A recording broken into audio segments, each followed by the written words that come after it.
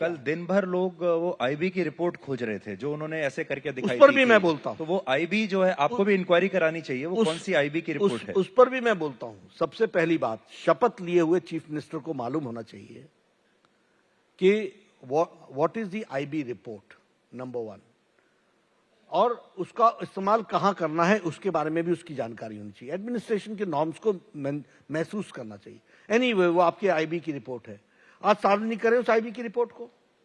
किसने दी, कौन सी आईबी की रिपोर्ट? इस तरीके से सार्वजनिक जीवन में झूठ बोलना और मैं हैरान हूं। मैं मुझे लगता है कि ऐसी भी पार्टियां चलती हैं, ऐसे भी नेता चलते हैं। अब देखिए, मैं तो आप ही के मैंने चैनल पे देखा, मनीष सिसोदिया इतने गुस्से में, शर्म आनी चाहिए कि एक थेरेपिस्ट को ये लोग उसको थेरेपी होनी थी, सत्येंद्र जैन को, और वो थेरेपी चल रही थी। ये देखिए रिपोर्ट, पता नहीं कहां से रिपोर्ट लेकर के आ गए, कौन सी रिपोर्ट थी, और रेपिस्ट को थेरेपिस्ट बना दिया, रिकॉर्ड बनाया भाई।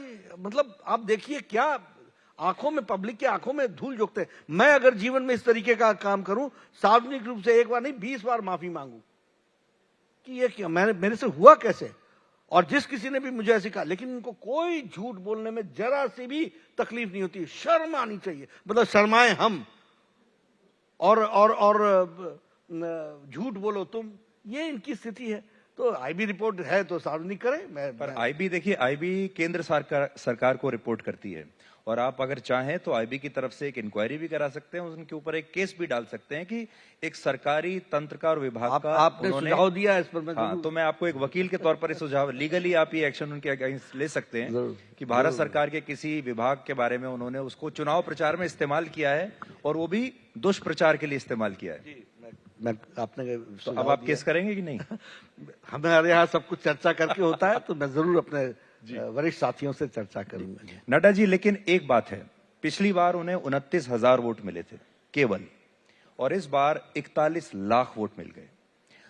अब बड़ी बात यह है कि दिल्ली में वो रेवड़ियां बेच रहे थे, दिल्ली के लोगों ने खा भी ली, उन्हें बड़ी अच्छी लगी, लेकिन ये सब करते करते भी गुजरात के भी 41 लाख लोगों ने उनकी रेवड़ियां ले ली।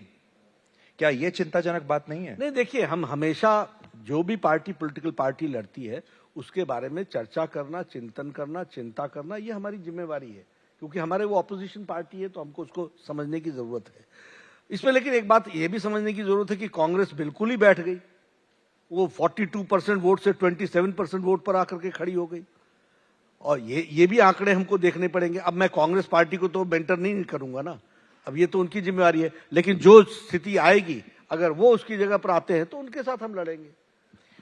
Who is a better enemy आपके लिए, कांग्रेस या आम आदमी? देखिए, हमारे 2 साल पहले तक आप कहते थे कांग्रेस मुक्त भारत बनाएंगे हम, अब वो मैंने देखा कि 1-1.5 साल से आपने वो कहना बंद कर दिया है, और आम आदमी पार्टी ने आपको बहुत ही व्यस्त कर दिया, बिजी कर दिया। एक दिन भी आपको वो खाली नहीं छोड़ते, वो अटैक करते हैं, फिर आप उसका जवाब देते हैं।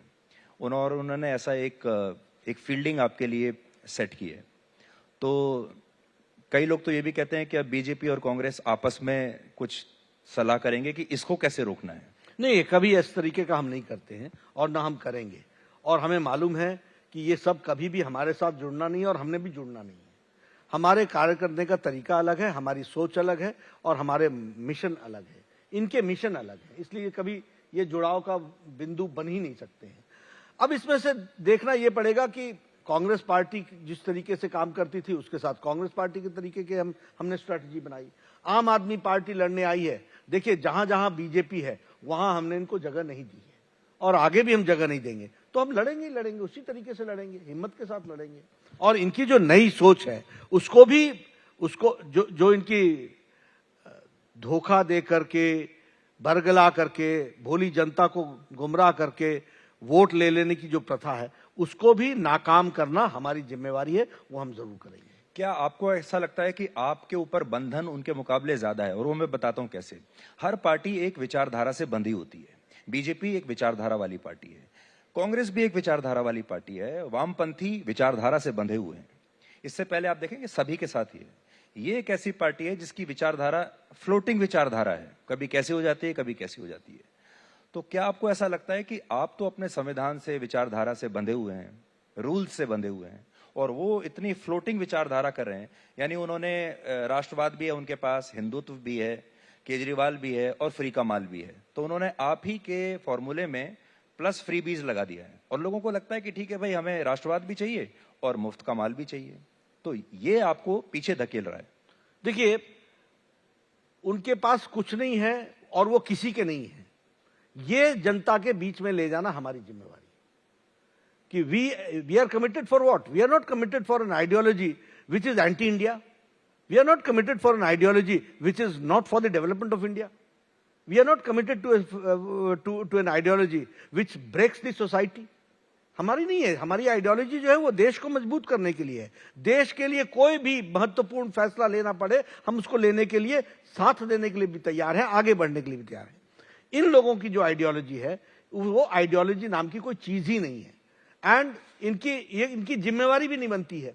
ऐसे लोगों को एक्सपोज करना ये हमारी जिम्मेवारी है, ये हमारे लिए चैलेंज है और ये डेमोक्रेसी के लिए खतरनाक है. ये हमारी बताने की जिम्मेवारी है. आप अभी तक बता ही नहीं पाए. पंजाब में आप सरकार में आ गए. मेरा एक ही प्रश्न है कि भाई आपका टेररिस्टों के साथ कोई संबंध है क्या? I have asked this question and today on this forum again I asked this question. क्या केजरीवाल जी का टेररिस्टों के साथ कोई संबंध रहा है क्या? नहीं, पर आपने चुनाव उन्होंने से जवाब पहले, ही नहीं दिया आज दिन तक. आपने पंजाब चुनाव से पहले ये मुद्दा उठाया. Yes. और फिर भी लोगों ने उनको वोट दिया. हाँ ठीक है, उसमें हम नहीं थे ना.